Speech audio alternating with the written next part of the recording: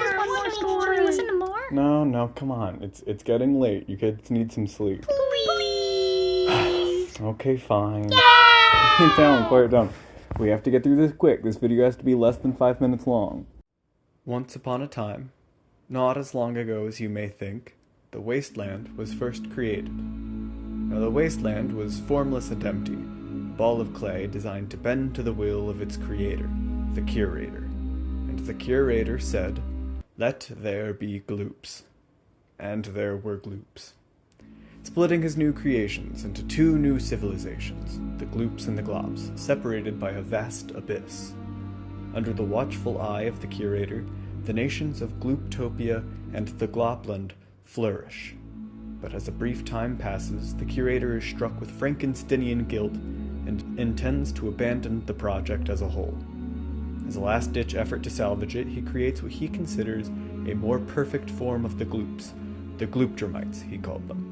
The Glooptermites were designed to appear indistinguishable from a gloop, hiding the immense power underneath, the perfect puppets through which he could continue to passively control his creations. He implanted the Glooptermites into Glooptopia, arranging a marriage between the ruling Queen Marie Anne Gloopette and the first Glooptermite. However, the Curator left the Glopland untouched, and it fell slowly out of his memory. Some time later, the Glooptermite Merryweather Gloopus, known by his kin as the Explorer, found a way across the abyss, discovering the lost Glops. Their civilization had thrived, peacefully expanding around the Glop capital of Megaglopolis.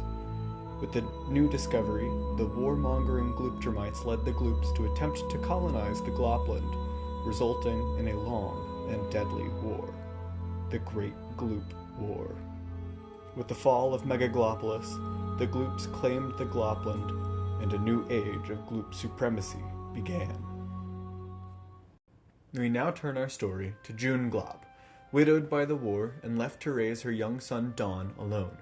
She lives in the rural outskirts of the Glopland, overseen by Glooptermite J.K. Gloopins.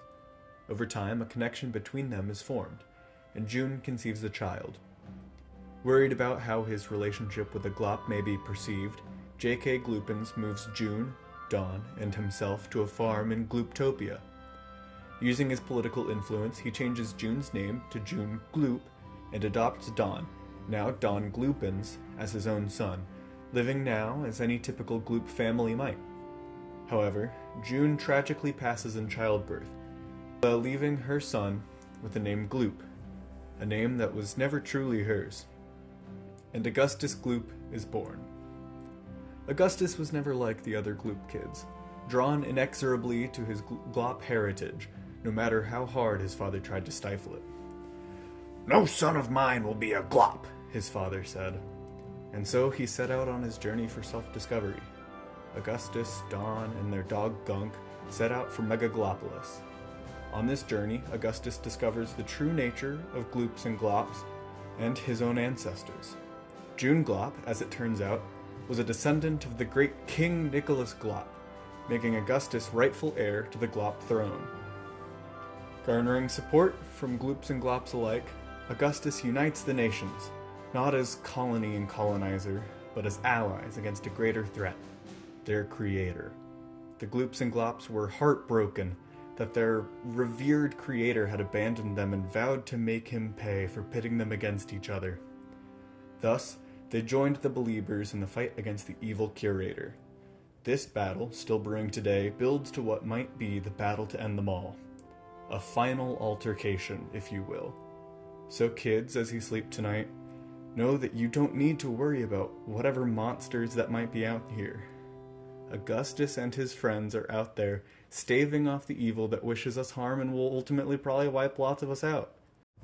Now kids, it's time you go to bed. So, sleep tight and don't let the bed snakes bite. Oh, but that's not a good end to the story. What happened to his dad, J.K. Gloopins? How did Augustus gather his army?